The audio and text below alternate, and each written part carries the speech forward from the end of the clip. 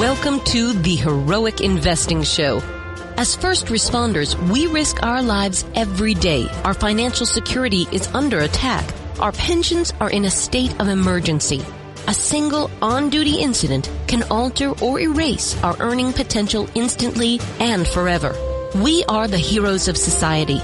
We are self-reliant and we need to take care of our own financial future.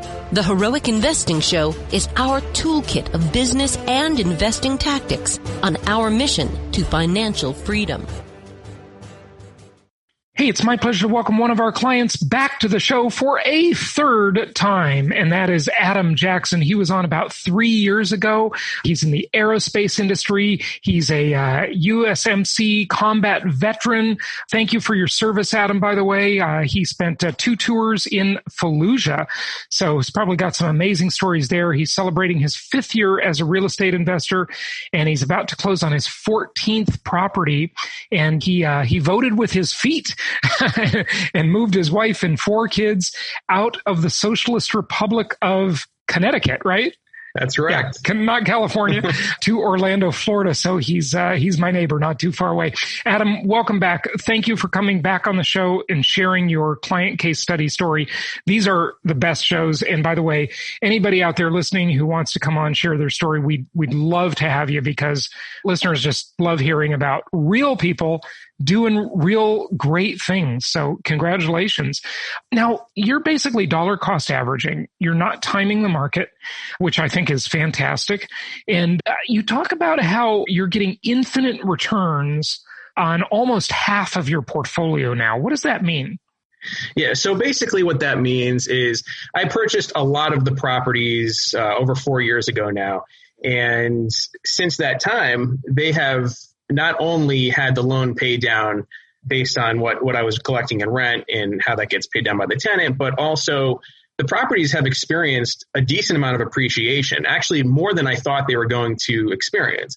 So, and what's kind of funny is that at the time when I was purchasing these, everybody was saying, oh, well, interest rates are great. They're probably not going to go any lower. They probably won't be like this ever again. So you better do it now.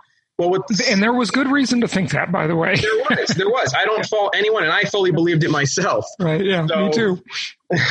But fast forward 4 years, and now the interest rates are even lower. So You combine that with the loan pay down and the appreciation. I've been able to basically pull out at least as much cash as I've put in, sometimes more in some cases, as what the original down payment and closing costs were. And my payment has only gone up by a very minimal amount, sometimes $20 in some cases. That is amazing. So congratulations on that. So before we dive in too deep, Adam, give us a little bit of your backstory, if you will. Of course, would love to hear about your career in aerospace and, what's going on there. And I think you have, some thoughts about how that's a signal as to what's going on with the economy as well. But, maybe start by when you probably discovered my podcast years ago. When was that? What year was it? So I would say it would have been 2015. Okay. At this point, yeah. So it's been about 5 years now that I've been listening to you. And I remember you attended our Meet the Masters event about 3 years ago, I think the 2017 event. Did you attend other events as well? Yeah, well, I'm not sure if that was with Ron Paul.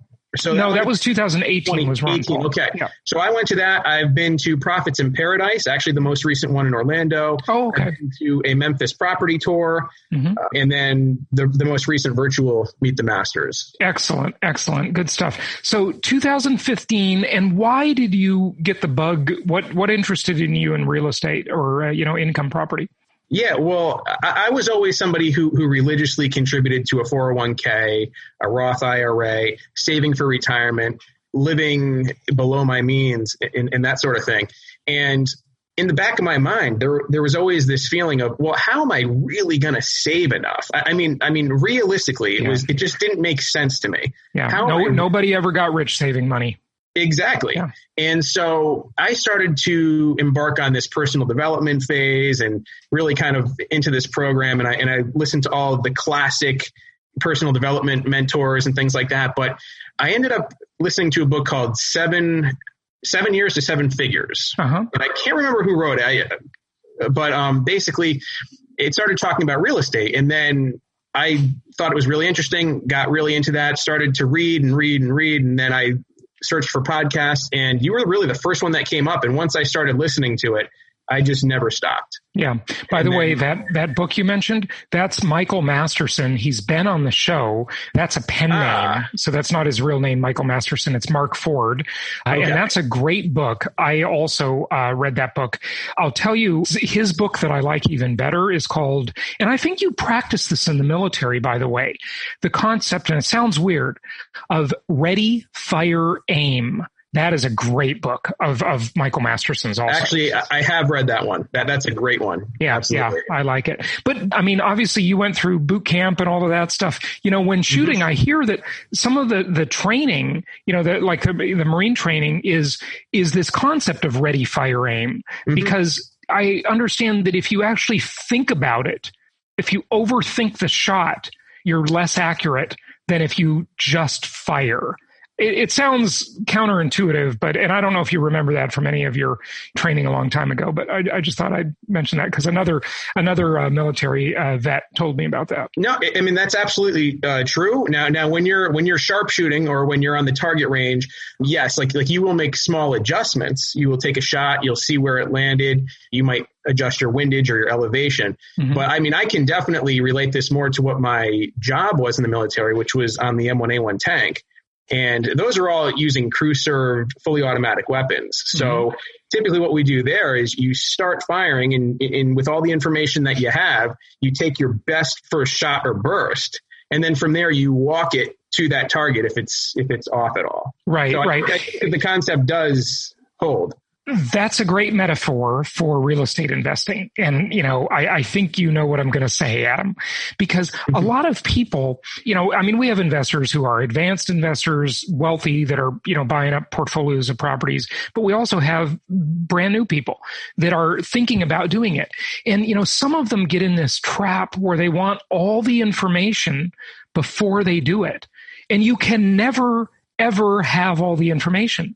So your example of operating the Abrams tank is you've got to fire, get the information from where that shot lands, and then adjust. And that's how life is, right? It's all of life and investing and whatever is that whole process of doing something, getting information from it, using that information to do it better the next time, right?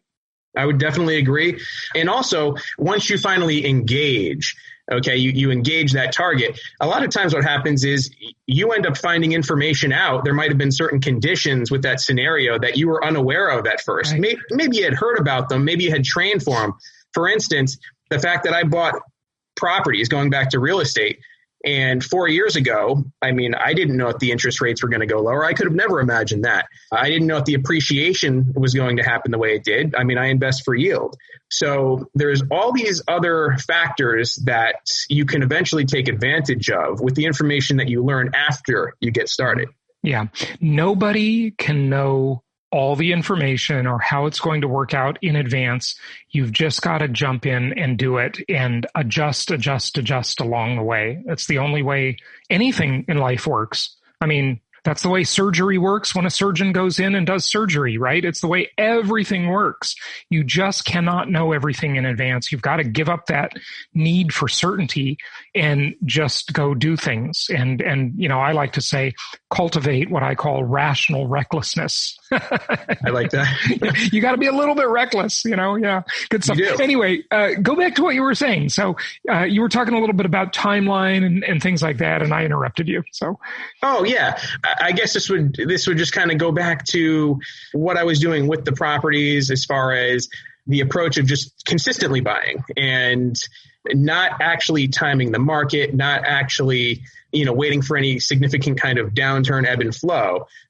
Just continue to do this, get in control of the asset as soon as you can and let it go to work for you. The trajectory is incredible.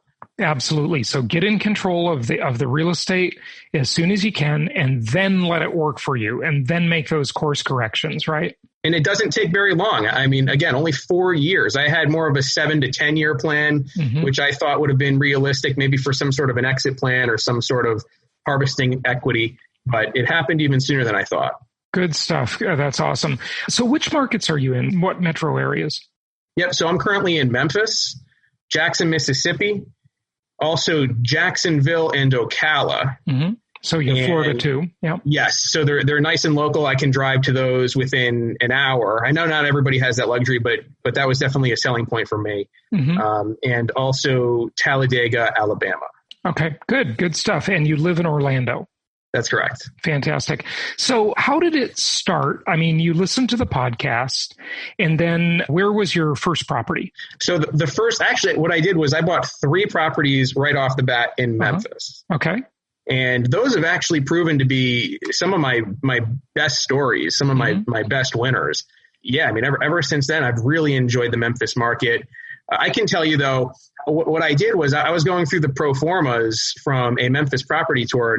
It was really like 3 years ago at this point. And I could not believe the deals, the way that the way that the pro formas looked. They were just the amount of cash flow and the rent to value ratio. But I was told that even years prior to that, they looked even better. Yep. I can tell you that it's never too late to start. And the deal, I'm still finding deals that look great today. So right. Yeah, absolutely. I agree with you. And you use Property Tracker to track your portfolio. And are you also using it to evaluate new deals? So, it certainly makes you hone in, and you're very familiar with the way that first year projection looks on the pro forma. You've learned how that works. And by the way, anybody watching or listening, if you go to jasonhartman.com, if you do one thing and one thing only, go watch that free 27-minute video on the front page of our website. It's totally free. It will teach you how to read and understand every single number on that pro forma, and it'll really teach you how to evaluate a real estate deal. And it's probably the shortest, best course on real estate investing ever. And it's free. So 27 minutes. There you go. But yeah, so at the time when you were buying those properties, Adam, did they feel expensive to you? Well, being from the Socialist Republic of Connecticut, they felt cheap, right? Yeah, because they were barely in the 6-figure range, so they did seem fairly inexpensive to me. However, I would still have to make a $20,000 to $25,000 investment. Mm-hmm. So I think that maybe just kind of getting over that, especially with a Roth IRA at the time, I think the contribution was $5,000 or $5,500, and probably something similar to that with what I was doing with the 401k. So obviously that's a bigger investment, but the thing is that the money starts working, the currency starts working for you immediately. And you don't have to put it off. So, I would say it was inexpensive, but still a good chunk of change to me at the time. Mm-hmm. Okay. And, what were some of the good and the bad things that have happened to you over the years? You've been investing for 5 years. You're up to 14 properties in all the markets you mentioned. So congratulations on all of that. You said you were pleasantly surprised at how some of them have performed and at the appreciation you've gotten. So that's awesome. But there have been some lessons along the way. I'm sure some things you have probably some regrets, I'm guessing. Any thoughts? The real world picture is what we want to paint here. Yeah, sounds good. Well, I mean, I can tell you right off the bat, I have 0 regrets, only because anything that happened that might have been to the negative was actually offset by the lesson, so I definitely learned an important lesson through those negatives.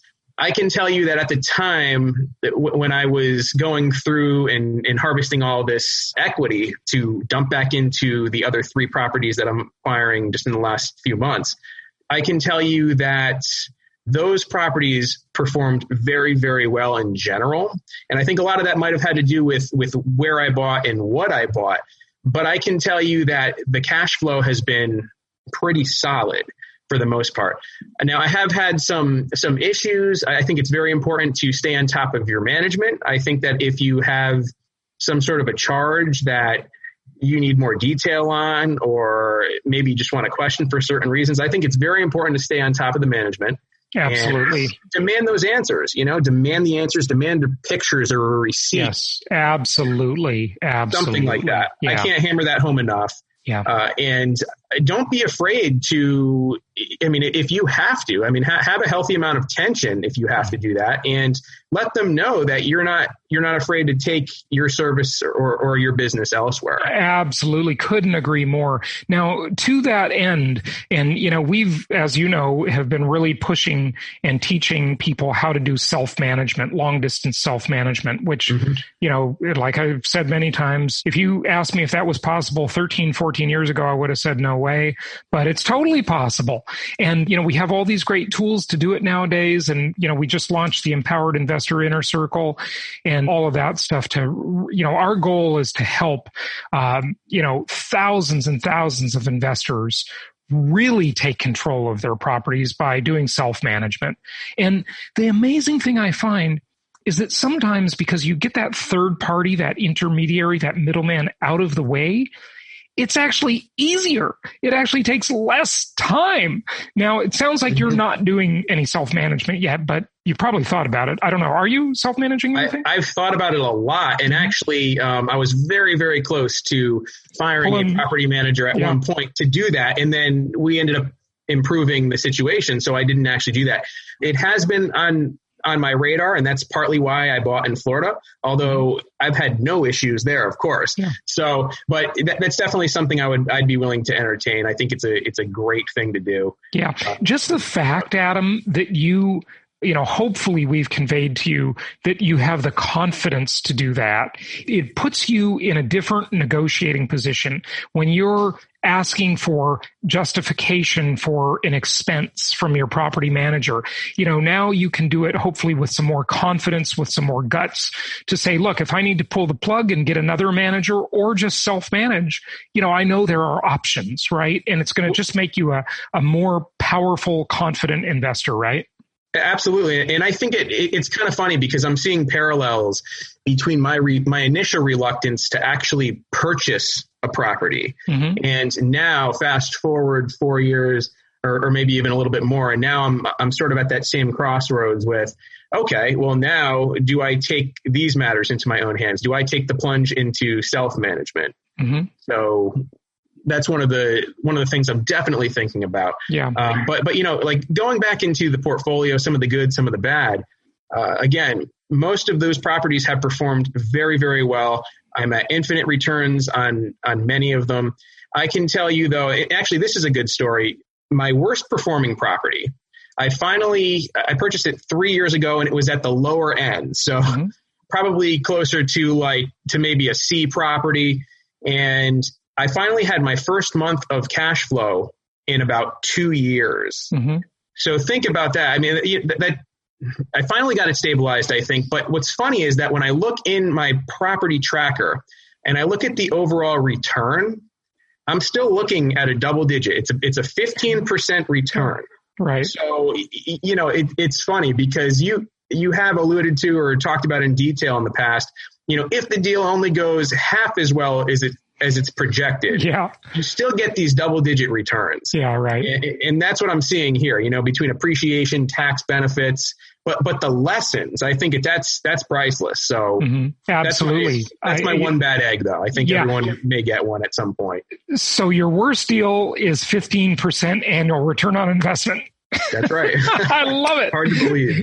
Yeah, that's the worst deal, folks. It only gets better. I wouldn't have believed it. Yeah, I wouldn't have believed that myself. But the numbers don't lie. And that's a lower end property in terms of what we sell and what's in your portfolio, right? Yeah, it's a lower end property, but I can tell you that I have another lower end property. I only have 2 in the portfolio, and that has been outstanding. I have a Section 8 tenant in there, and the rent comes in like clockwork. There's hardly ever a repair. The tenants are all leasing up. But that's another thing. I've received so many renewals on leases this year. It's just incredible. Mm-hmm. So, I can tell you that all the properties that I have there are currently leased, and I collected every rent last month, including back rent from a property that was missed from the previous month. Okay, so that's a good question. So at the time of recording now, we're sort of in the midst of the lockdowns are spotty, some areas, some not, but the world's a mess right now, right? And there's been a lot of talk about rent strikes and eviction moratoriums and stuff like that.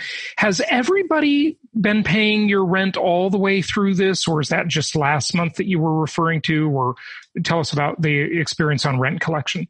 Okay, so that would be specific to last month. I can tell you, though, that everything has been very, very consistent. I mean, there might be one property that I don't collect rent on for a given month, or maybe it's going through a turnover. But that's generally the average. I would say one property out of the double-digit properties that I own, I might miss the rent for some reason or another. But I just thought it was a testament to a lot of the fear that has been out there. And I remember months ago we were wondering, okay, let's build up the reserves. This could be bad. You better hang on to your hats. And I think this is just a testament to the fact that every property that I have is currently leased. The leases are being renewed. And last month in particular, I collected every rent. Yeah, that's fantastic. So the asset is just much more resilient than most people think.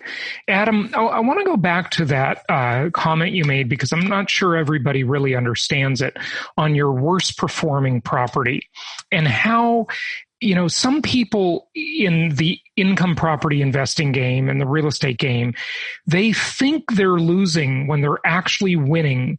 And the reason they think that is they don't know how to do the math.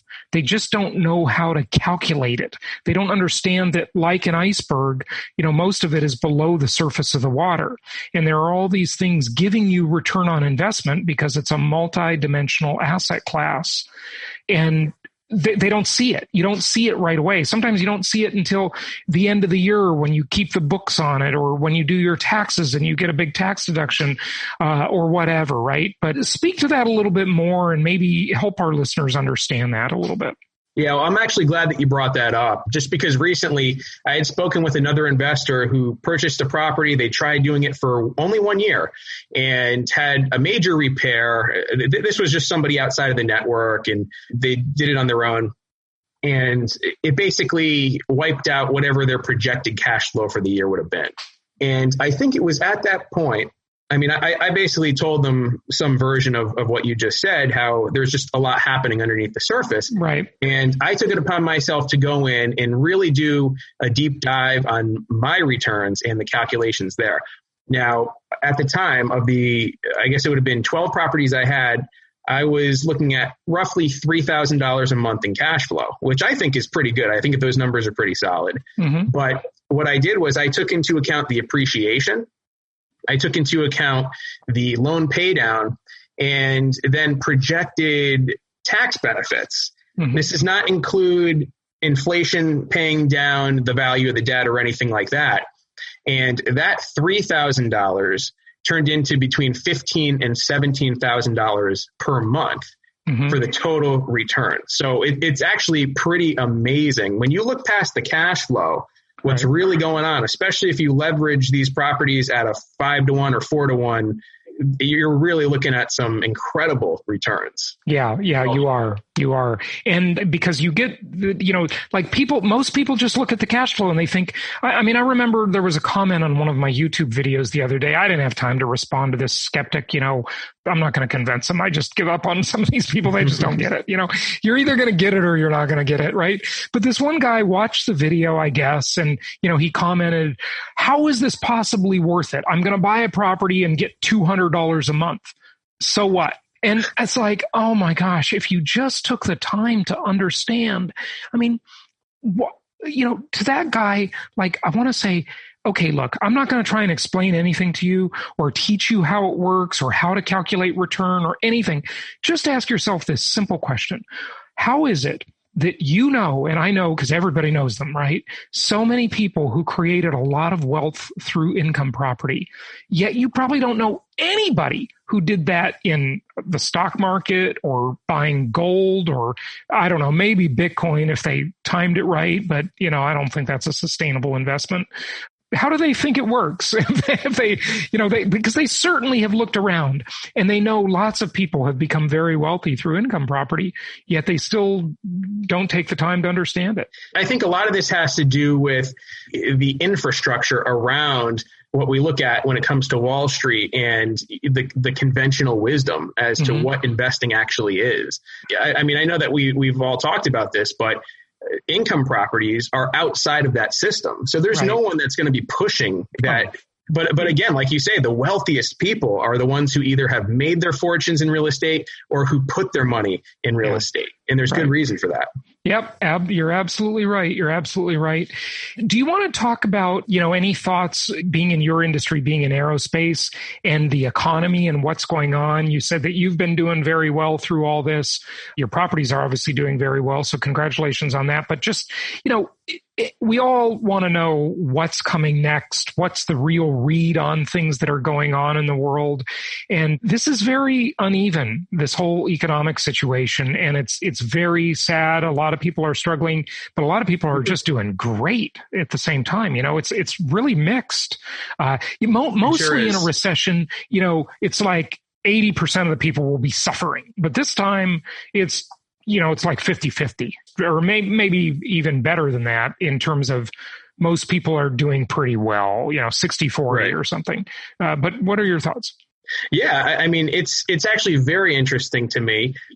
As somebody who works in the aerospace industry, there's a lot of technology and up and coming programs, I guess, that are expanding upon these, and different militaries are working with one another. So, I mean, militaries are definitely going to continue to increase, especially with the way the political landscape is today.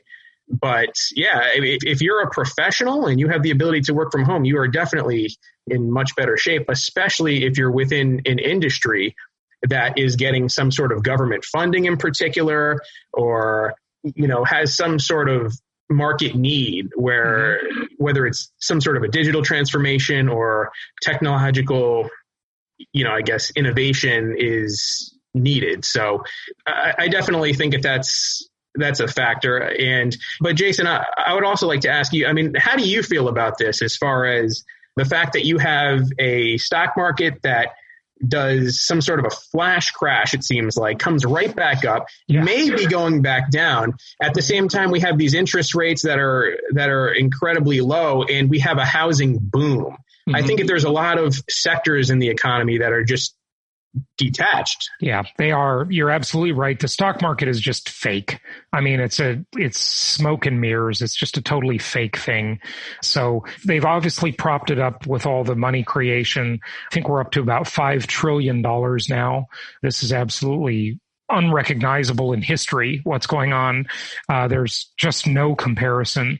But like I've said, and you've heard me say, I don't think the chickens are coming home to roost anytime soon in terms of the ability for the U.S. to create fiat money. This is a thing. It's like interesting because I was listening to Peter Schiff yesterday on George Gammon's show, and Peter's been on my show before. I got to get him back on, but he's so interesting to listen to, but he's so wrong. I mean, he's just always wrong in the sense, I mean, I don't know. It's kind of like divided. He's not always wrong completely, but he's talking about, again, that I've heard him talk about for the last 15 years, about how the dollar's over, the dollar's going to crash, the U.S. is going to lose reserve currency status. And I'm thinking to him, I want to say, well, obviously compared to what? These people love to say the U.S. is in such bad shape, but compared to what? I mean, who's going to take over the reserve currency status? If not the U.S., who is in better shape than we are? Exactly. And there's nobody.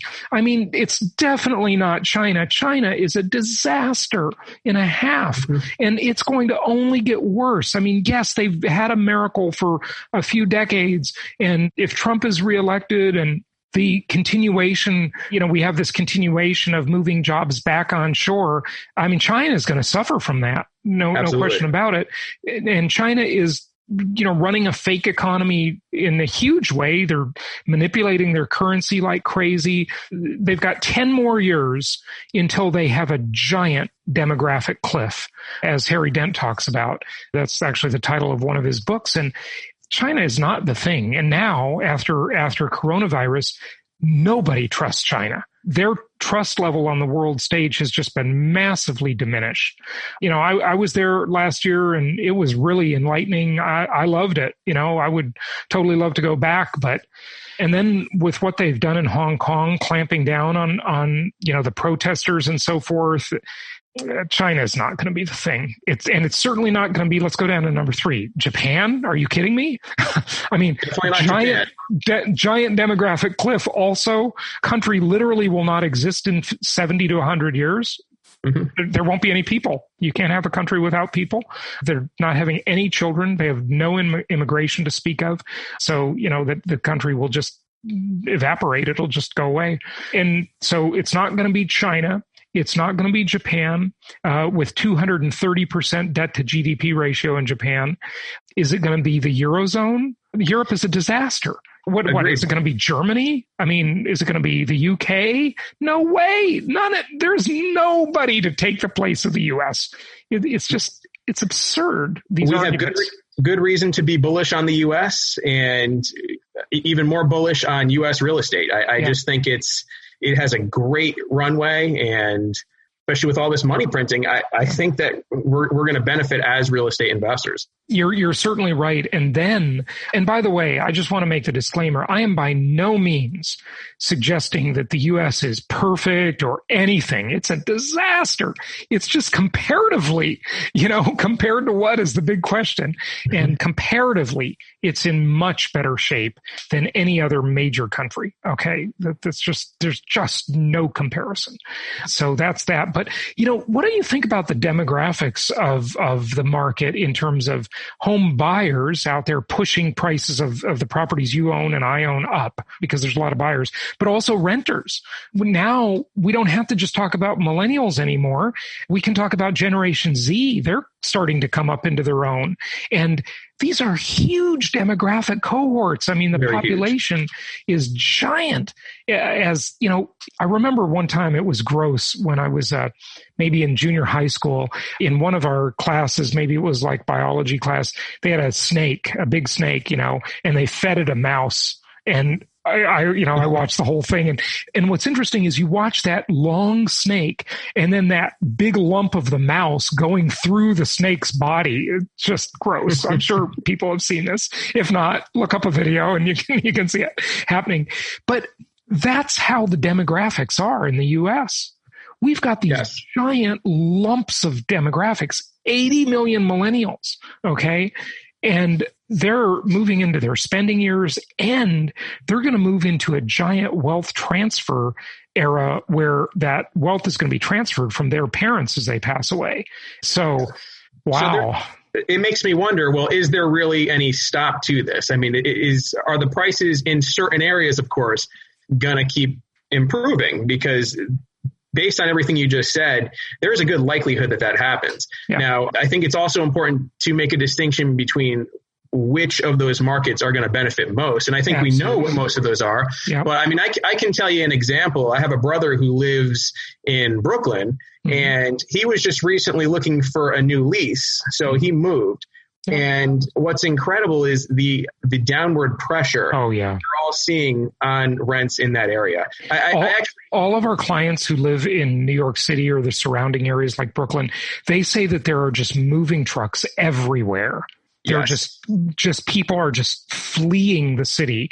And if not, like your brother stayed in, and he probably got a huge upgrade for a lower price. Like literally people are moving from 1-bedroom units in New York to 3-bedroom units for the same price.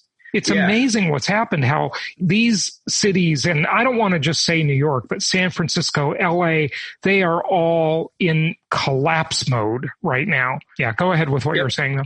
Oh, yeah. Well, I think in his case, he ended up getting another bedroom, and I think the overall rent dropped by about 10%. So, just kind of give you an idea there. But yeah, it's pretty interesting though what's happening also in the tri-state area. So when talking about New York, Connecticut, and New Jersey, I've actually seen a good amount of price appreciation in areas of Connecticut and things like that. But that's because people are leaving the city. So, relatively speaking, that's an improvement for them. You've got the moneyed people in New York City who have left and they've gone to, Westchester County, Connecticut, the Hamptons, and they're definitely pushing prices up there as their money floods out of the high density areas. But again, those properties wouldn't make sense as investment anyway because they're just too expensive to ever get a decent rent to value ratio. So what we're looking for is the middle and lower middle class tenant there's a flood of money going into these cities and these type of properties that make good sense as rental properties. And our investors like you, like me, and hopefully everybody watching and listening are really profiting from that, aren't they? Oh, yeah, I would say so. And again, none of us, I feel like we wouldn't have been able to predict this. We were sort of in a mode just in recent months where it was, okay, well, let's hunker down, let's get our reserves in place and let's see what happens. But yeah, I mean, really what's happening here, especially going to the cities in which we invest, where there's job prospects and where there's business friendly areas and jurisdictions. I mean, again, we're all going to be set up very, very well if we continue to purchase there and dollar cost average there. I completely agree with you. I know you use Property Tracker, and that's great that you're using the software. Are there any other apps or tools or, resources you're using that you want to share with investors? I mean, at this point, really, I pretty much just use the Property Tracker. It's really all I need. I mean, I use things like Zillow and Trulia and things like that just to kind of get an idea. But for the most part, that's really kind of what I'm using.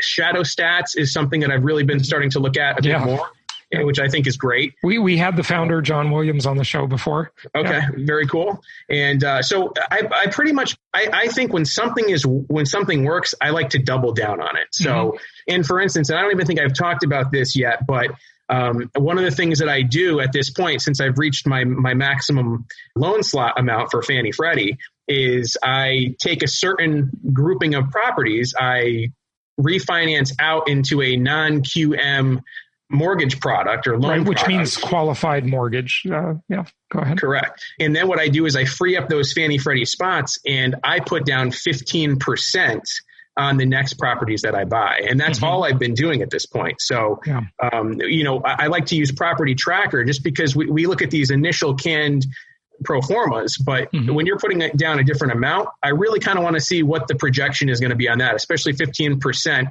That's a bit different from the 25% down, especially because you're going to just accelerate your total ROI. So that's fantastic. So you mentioned, and I didn't even ask you enough about this, so sorry about that.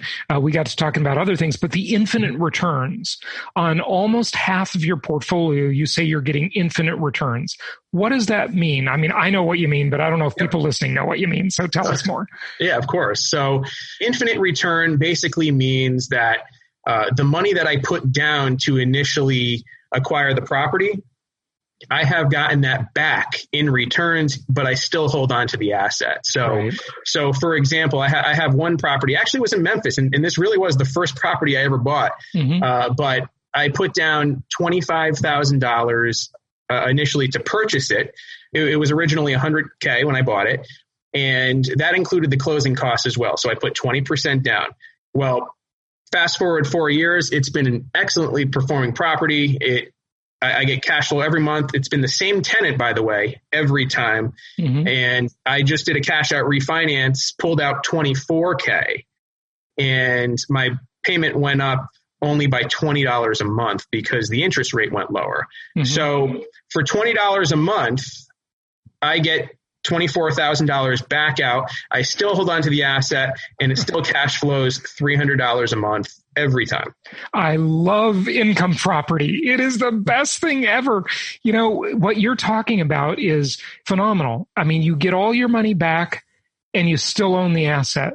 Where else can you do that? folks. Yeah. I mean, and not only that, but I mean, let's keep in mind that when I did the refinance out, I initially put down 20%. I refinanced out and now have a 75% loan to value. So I still have all of that equity that sits in that property in addition to the cash flow every month and the loan pay down. So there's no telling what that property is going to actually return in the future.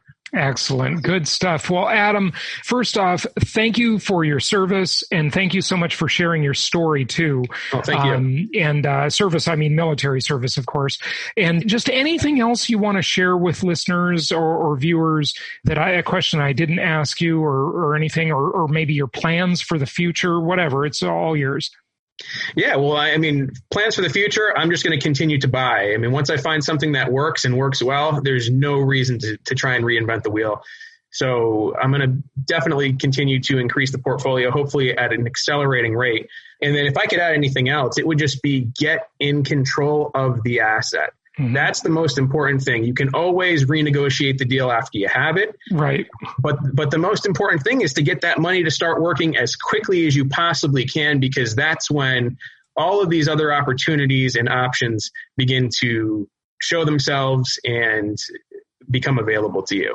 Yeah, good stuff. Good stuff. Well, Adam, thank you so much. We really appreciate having you on the show. That was a great client case study, and glad to have you back on the show. Thank you. Hey, my pleasure. Thanks for having me.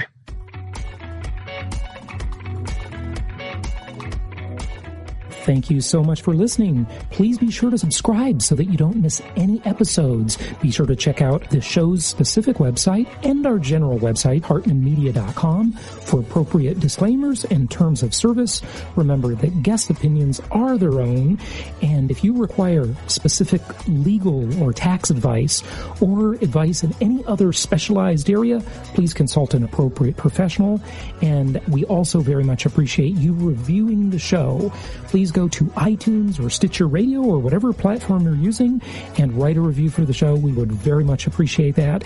And be sure to make it official and subscribe so you do not miss any episodes.